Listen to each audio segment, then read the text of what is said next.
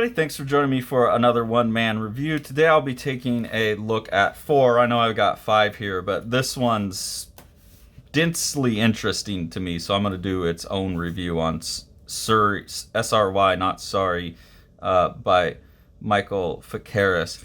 But I just wanted to show I got this little batch of mini KUS comics in this order that I got. I forget which store I ordered from, but I ordered a bunch of books. And this is a little collection of things that they had in their store. And I really like the KUS anthologies, and I know KUS does a lot of these mini KUS books, and there are a lot of cool artists doing a lot of stuff. It's like a nice little format for... I think about a lot of this stuff like singles. I like anthologies too, because it's like a single from a movie soundtrack where a band can wiggle a little bit outside of their normal, like it's not expected that you're doing some big epic in these kind of things. Like these are places for experimentation, and so I like that for what it is. I think some of these are also just serious finished pieces, like this and the Tommy Parrish piece, but I kind of get them expecting more experimentation, and they really pay off on that. But yeah, I'm going to review 4 of them, and then this one I'll do its own video on. So starting with Matilda Van Geluwe, Gheluwe. Apologies, Geluwe. This is Spectacular Vernacular. This one is, probably the least favorite of mine throughout all of them. It's the art's okay, not my thing, and then the story's just kind of strange too. But basically, you have this cat here that's a super famous, I think it's a cat. It looks like a cat. But the amazing Vlad, and then with Dodgy Dave. Oh no, not Doggy, Dodgy Dave. So this is the cat Vlad here, an amazing actor. Has a nice, really nice little hairdo, cute little hairdo that he's got going on here, and they talk about that. But they're looking at a photograph from Vlad's past, and it's kind of hard to see with the printing, but it's easy to get lost in the curtains. But you have Vlad and the show host that's interviewing him here showing a photograph from a past, and then they're like, ha ha, look at that hairdo, and then you see him with his glasses and his cool little hairdo, and then he's looking at this witch character. So then the rest of the book's pretty much a flashback about his relationship with this little witch character, and she's saying, oh, we could get famous because you're like a talking cat. And so she's going to use Vlad the talking cat to get famous, and it just kind of goes into their relationship a little bit, and then just has Vlad getting sad that fell apart. So that's basically that book. It's nice. It's a nice little book, but pretty succinct. There's some depth in there about social media and fame, but not super deep book. This one, Chapter 2 by Karen Katz. Karen Katz is someone who I've seen elsewhere. I definitely recognize art. I feel like there's a few artists who kind of work in this style where there's these really abstract characters, like kind of made out of blanket fabric forms, kind of like a Gustav Klimt with patterns all over them floating in the middle of the page. I feel like there's a couple people that do that, but Karen Katz is definitely like this primary mode of operation. And then I've always, thought these were very peculiar ways of doing comics, because they're just like these things that to me look like something you would see in a gallery, but then they have writing on them, and they do tell a story. But it's a very strange way of telling a story, and I both like it and don't know quite what to make of it, but I keep wanting to come back to it because there's something there. And I love the art, just the stylization on the art. This is another one of these things that's kind of, these are the things that are in my mind when I'm working on developing the style of Bound, where I make the character too long and try and lean into abstraction and pattern. It's artists like Karen that are influencing me on that. So you have Adam over here and Ada here. It's a little hard for me to follow the characters because all the distortions, but I latch on to the patterns that they're wearing, and that's how I follow the characters. Ada is going to be, they live in an apartment complex, and the apartment complex does kind of social activities to get the residents to know each other better. And Ada is Adam's secret Santa, and she gets a book of his, and so she's going to try and figure out what he wants by reading the book, basically. That's the plot of this. These are all real short, so I don't want to go too much into the plots, because I think you should get them yourself. But basically, in this, all of her roommates start disappearing. They're in this shared house, and so you see here I really like this drawing.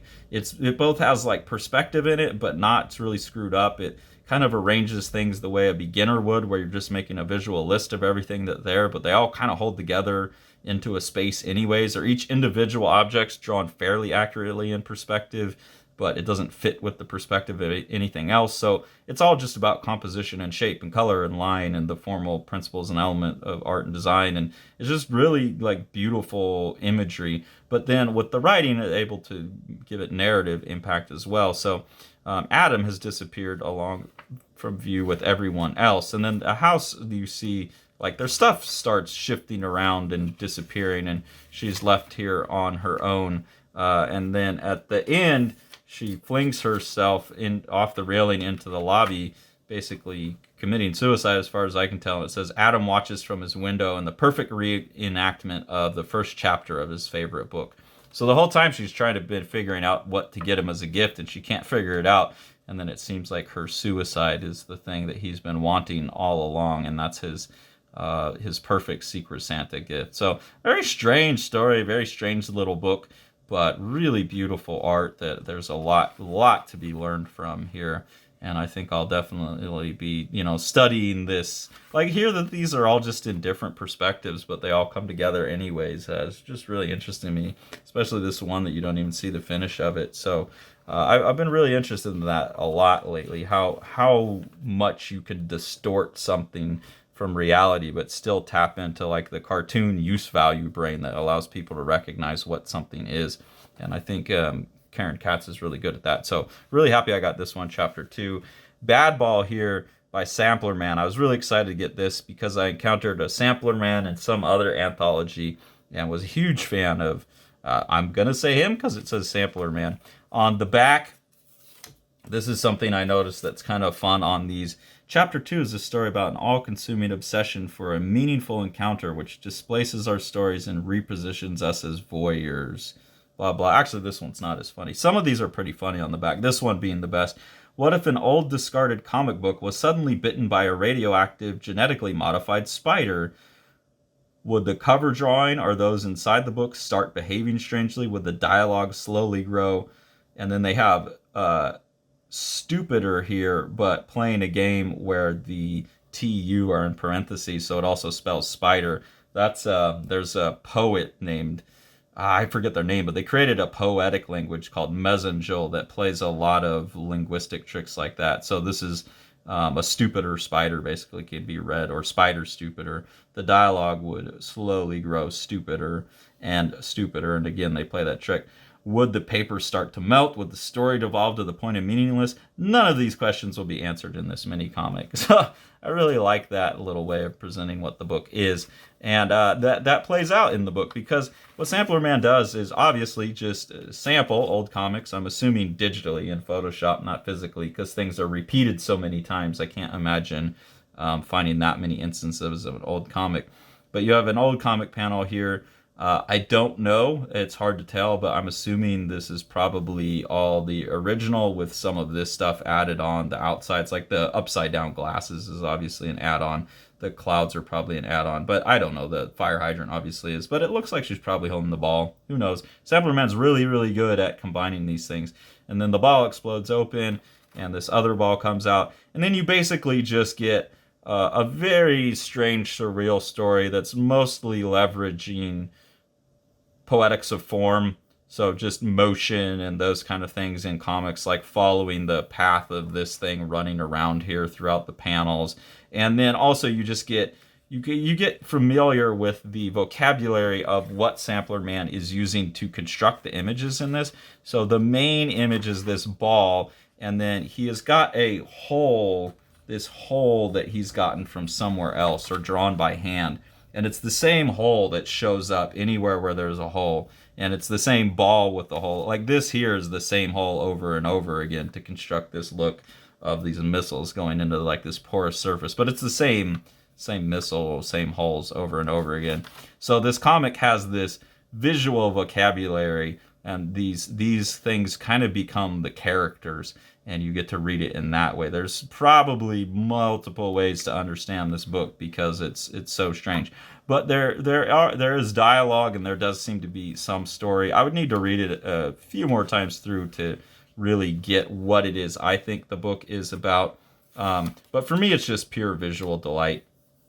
I don't really care what the story is. That I can read this without dialogue and just really enjoy all of the compositional and, like I said, poetics of form stuff that's going on in here. But at the end of the book, there is a suggestion in the newspaper, and again, I wonder, this looks like it's been modified a little bit, but there's, this like samples Sam, known to be an accomplice, police promise early arrest. So this looks like it was put in later, but it says ball gang still at large. So now we have where these balls are like a gang of balls that are running around. But there's also the potential that this is actually ball gang still at large, is something that was found and sampled. Nothing in here has been added. I don't know. Maybe it looks like a different letterer than from what's down here. But samples Sam looks like really nice part of the piece, and the ball gang is the part that looks fake to me. So maybe that's the real thing, and these are the fakes. I don't know. But it suggests that really what's happening is there's this gang of dangerous balls running around messing up a space, and then you basically have, again, and I think this to me looks really like natural, so maybe this was the impetus for the whole story. But Ballman innocent, and you get this character that's been put in jail basically being proclaimed innocent, and then you have the woman from the beginning making out with the ball. So once I got that information, I bet I could cycle back, and the narrative, as strange and surreal as it is, might make a little bit more sense. But you've definitely got a ball that pops a lid and puts some other balls out there and runs around amok. But it's very much about just, the poetics of form for me. The other thing that I find really peculiar and interesting conversationally about this is now in the world of AI, where everyone's freaking out about copyright and stuff, it seems to me like if this is fair use, there is way more of the artist's original DNA in this. Like whoever drew that ball and that woman, that image has been used was a lot of times in here. There's nothing really original in here. It's all cut and paste from elsewhere. But under fair use and copyright law, there's been significant amount of recontextualization to the appropriation to make it okay. It's hard for me to see how what the AI is doing is more of a violation, because I haven't seen any AI that has percentage-wise this much obviously taken from somewhere else. As far as I can tell, none of it's directly taken from anywhere else, because it's all learned in the training process. So what Sampler Man is doing, I think, is a really good kind of touch point for a conversation about copyright and AI, because it's like, if this is acceptable, which I 100% think it is, this has nothing to do with the original comics that it came from. It's just constructed out of the imagery in them. Then I think, obviously the AI should be as well. This is all artists do, is we borrow, beg, and steal influences and things. We just do it to different, levels of particularity and singularity, idiosyncratic nature, idiosyncrasy. By the time we're done with our career, the sooner you get to your own idiosyncratic kind of approach, the better. But for a lot of us, our idiosyncratic approach, myself included, oftentimes is based on appropriation to some extent. There's a lot of potent power to be got out of using something that people are familiar with and then recontextualizing it, which is a formal thing. That's the poetics of form, is all about how context shifts can change meaning and things like that. So I think this is a really cool book. And just visually, like I said, I really like what Sampler Man does. So very happy to have this, and very compelling. Made me had a lot of interesting thoughts. And then a new Tommy Parrish piece, which I'm really excited about, because I really like Tommy Parrish's work. And I think I've now got a complete collection, but I'm finding more and more of these little things. I know the 2 big books from Fantagraphics, and then I found a 3rd smaller one, and then now this is the 4th Tommy Parrish piece. And continues to solidify for me, what it seems like Tommy Parrish is all about, and solidify for me what I appreciate about Tommy's work, which is twofold. First off, the art. The art is just always amazing. Compositions are amazing. The materiality, the approach to everything is really amazing and inspirational. The distortions of the figures a huge influence on me. Coloring, all of that stuff's a huge influence on me. The other thing is the stories are usually fairly plotless in terms of like, the normal kind of arc you would expect. They're more about conversation and interpersonal kind of goings-ons, and I find that really interesting, and I think Tommy Parrish handles those dialogues in a really good way. So here we have this character, Andy. Andy's looking for his cat. He's banging on the door of what I'm assuming are ex-roommates or friends. The assumption here is that they all used to live together, and he left his cat behind and is now sneaking back in to get his cat after all this time away. They say, we haven't heard from you in months. You don't just get to claim him now that it's convenient. So there's that going on in this book. And then you kind of get a strange like break in the middle of the book where that changes all of a sudden. You get them basically jumping on this guy here as he's trying to run away. And then you just get a switch. So that's what I'm saying. There's like, the story kind of sets itself up to be like about this guy trying to get his cat back, and then it just switches more to just being about this guy, Andy, and how he's relating to other people. And now he's talking to someone else in a different situation. We've changed context from, the city out into the rural area, and that's where Andy has been living for a while, and his friend here is saying, God, I can't believe you live out here now. Honestly, neither can I half the time. I can't get this image of you out of my head. I can't get this image out of my head of you stranded in the woods with all these guitar boys and straight people, which I think is a very strange thing. This whole thing, like, oh, how could you live out here in nature where things are so serene and beautiful, and you have to put up with all these awful straight people? Like, I don't know, that's just a weird little bit of like bias and bigotry in there that I get it. Like people would say things, people think things like that, but I just like, what the hell? Like I don't go, oh my God, I have to live in an area where, like, when I lived in Berlin, I lived in the gay district, and there was like, I didn't know it until I got there, but at the time I always wore like a tight white t-shirt and blue jeans, and that was a pretty popular dress style there. So I fit in very well. All of the stores, like there was a whole corner that had like 5 BDSM stores in a row, and there was all these like obvious BDSM clubs and stuff. None of that's for me. But I didn't go, oh God, I'm hanging out in the faggot district or anything like that. I all these gay people. Like, it was just whatever. Like, this is people around. Like, I don't know. So, like, if there was a comic that said like, oh, you're hanging out with all these straight people, like, I think people would lose their shit. But if it were to, you're hanging out with all these gay people, people would lose their shit. But you say you're hanging out with all these straight people, and it's like, oh, that's okay. And then just the kind of hating on the rural lifestyle, which obviously I've come to enjoy since moving from California to Alabama. That was a little irritating, but whatever. It's a great book. So then what they do here is they basically like just steal this Christmas tree that's on the side of the road.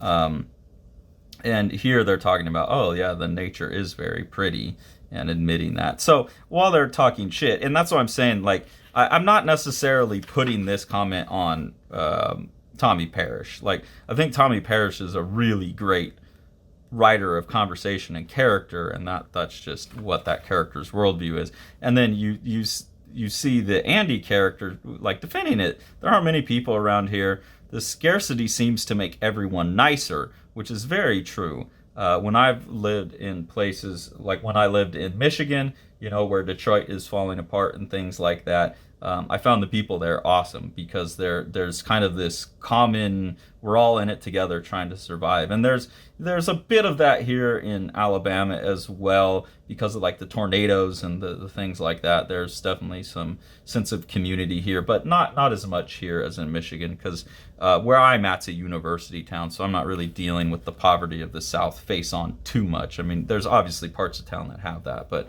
it's not as big of a deal here. But it's very true that the scarcity, the kind of, we're all in it together. And I feel that way about like the supposed racial tensions that people talk about when they talk about the South. I'm sure, again, I'm in a university town, so people are more liberal, but to me it seems like everyone here gets along really nice. I've seen instances of things under the hood that are uncomfortable, but not any worse really than anywhere else. It's just in a particular vein rather than another particular vein. And that idea of scarcity seeming to make everyone nicer, and just the nature of the rural community requiring more help from your neighbors sometimes, it's true. It's really awesome. And then he says the nature's pretty, and then this other character admits that the nature's pretty. So I like that. Oh, this other character's name is Emma. So I like that, that there's kind of some back and forth in the dialogue. The parts that I'm like picking out at are immediately subverted, and that's the kind of really nice dialogue that Tommy Parrish writes. And then this is another line that I just really liked. I want you to be okay. I want you to be happy. I've always wanted that, but I needed to stop waiting for you to get better.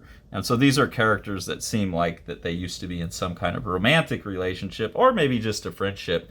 And they're talking about, this Emma character is talking about like, look, I like you, I want you to be happy and stuff, but you've just taken too much from me. And that struck really personally to me too, because that's a battle I've had in my own life, is that the majority of the time that I've known Tori, there's been difficult circumstances in her life, whether it be with her family or then in the last year or so with her health. And like, I'm waiting for her to get better, and sometimes it's hard, and there's temptation to stop waiting. And so that character giving into that, obviously, like, their relationship isn't so great where it was worth it. For me, with Tori, it's 100% worth it, and the longer I persist with her, the better our relationship gets. But it's interesting because I get the temptation, and I like the honesty. That's another thing I really like in Tommy Parrish's work, is that the characters are always willing to have very difficult conversations with each other about their intentions and their past and their relationships and that kind of stuff. And I just find it to be very empathetic, very nuanced writing. And when you combine that with this art that has its own peculiar thing and peculiar style and approach, I think it makes for a very rich creator who's obviously, really prolific to making a lot of these pieces within the however many last few years. So someone whose contributions I look forward to for a long time to come. And also someone who I think is still fairly young. Like, all of the conversations in these works seem like, young 20-somethings dealing with young 20-something stuff in a very sophisticated way. So I'll be very, very curious to see an artist like Tommy Parrish at 50 dealing, with this kind of still subtlety and empathy, but like the way life changes as time goes on. I think that will be very interesting. So someone whose career I just really, really look forward to following. And on the back here, again, looking at how the different, I think it's probably artists who write these descriptions on the back, but a lot of them really take liberty with it. So on the back, it's easy for you to say this place isn't beautiful. And, it's kind of left open. Like, I'm assuming they meant this place, the city, but then half of it's also the nature. So you have that, like, there's always the other side there. There's always some other way to go about living, and there's beauty in both of them. And it's easy for you, being from the other place, to say that this place isn't beautiful because you haven't been here. You don't understand it. You don't see it. You don't understand the value of it. So I think that little bit on the back adds a lot to it. Adds a lot to this book here as well. Like, this is the artist statement for the book, even though nothing in the book makes that totally explicitly clear, and it never resolves, I don't think, which one of the two, city life or rural life, that this is suggesting. I think it can apply to both of them. So to me, that's very sophisticated. So really enjoyed these. I know that KUS has a ton of these things. At some point, I'm just gonna have to go, if I can come into some good money that I can blow, I'm going to just hit up the KUS website and order everything that they have, basically, because it's just so consistently cool. The anthologies, the little mini KUSes, all of that is really good stuff. So I really enjoyed those, and then check back soon for I'm going to dig into this Sorry Not Sorry more deeply. Really appreciate you following along. If you want to support what we're doing here on Living the Line, there's 2 ways to do that. The first is through our Patreon. We have 2 different tiers of engagement there. At the first tier, you just get early access to the videos. At the second tier, you get exclusive access to previews of the private work that Sean and I are working on, our own books, our sketches, and things like that, and also the ability to vote in or participate in our ongoing webcomic experiment that has some audience feedback moments in it, Prane Day. So we really appreciate that support. Any of the money that we make from Patreon just goes back into buying the books that we review. So we can just keep putting that back into the community and keep the channel running. We really appreciate that. If you want to support Living the Line itself, though, the best thing to do is to support what Sean's doing with Living the Line Publishing. So we'll go ahead and take a look at one of the books you can purchase from him now. Plaza by Yokoyama Yuichi. This is translated by Ryan Holmberg and is very large for a manga. So that's a really cool feature of this book, this standard manga size. And this is just a 200 some odd page representation of what Yokoyama Yuichi thinks of the Carnival parade. And he's just made this like relentlessly loud and rhythmic book that pushes all kinds of amazing boundaries of what comics and manga are. And we could not recommend this book more.